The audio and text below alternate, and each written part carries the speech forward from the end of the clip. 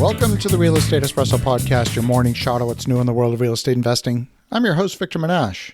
On today's show, we're talking about the risks of community opposition in a development project. Sometimes projects are so outlandish that I just have to share them with you.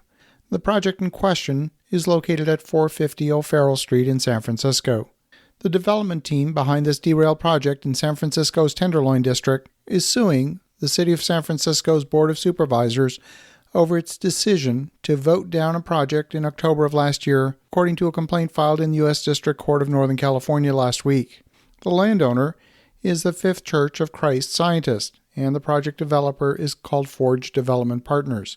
Together, the development partners assert the supervisor's decision to uphold an appeal of their proposed project at 450 O'Farrell Street constitutes a violation of a slew of federal laws, including civil rights granted to the church under the First Amendment and the Fair Housing Act. The suit, which was filed last week, alleges that the board also violated California's Housing Accountability Act. The San Francisco Planning Commission had previously approved the plans to construct a 13-story group housing project on top of the site of the pre-existing church. And once completed, the building would include 316 units, a new church facility, and ground space for a Christian Science reading room. The project was sponsored by the church. The project is located less than a block from the San Francisco Hilton near Union Square in San Francisco. I've stayed at that hotel numerous times and walked past the church frequently. It's distinguished for its Roman-style columns. The lawsuit is the latest development in the 450 O'Farrell saga. The half-acre site's redevelopment into housing and a new church was first conceived by the church back in the 1980s, according to the lawsuit. It began the formal application process for residential development back in 2013, and ultimately proposed the 13-story, 316-unit iteration of that project in 2020. The project underwent 3 revisions, and it was delayed half a dozen times before ultimately receiving Planning Commission approval in June of 2021. The Commission's 4-2 vote to approve the project prompted an outcry from some of the local community groups. They argued that the project failed to address the neighborhood's need for more family housing. The insanity is that this proposal is adding a lot more housing, which is badly needed in this area of the city. The opposition seems to be, in my view, discriminatory in the sense that the group housing would discriminate against people based on income, and that's clearly in violation of federal and state statutes. The plaintiffs have asked the court to overturn the vote and to command the board to approve the project.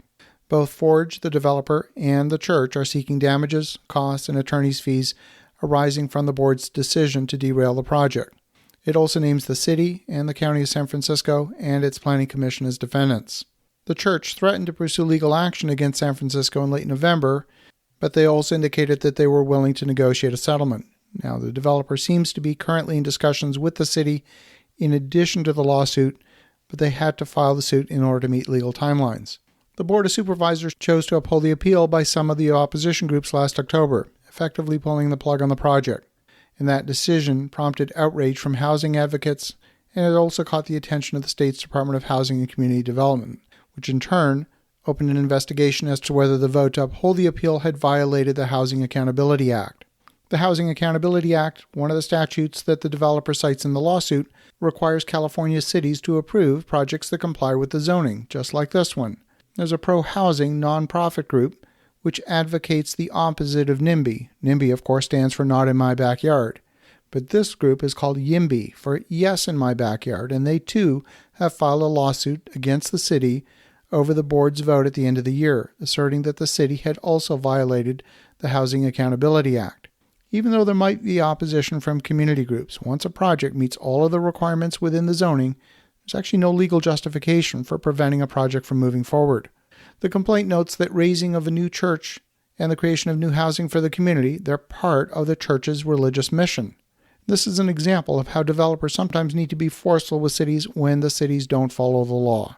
This project's been going through the approval process now for 9 years, and some people wonder why progress in the city of San Francisco is so slow. Well, now you know. And while the ending hasn't been written to this story, thankfully most projects don't go through these kind of surprise twists and turns. As you think about that, have an awesome rest of your day. Go make some great things happen.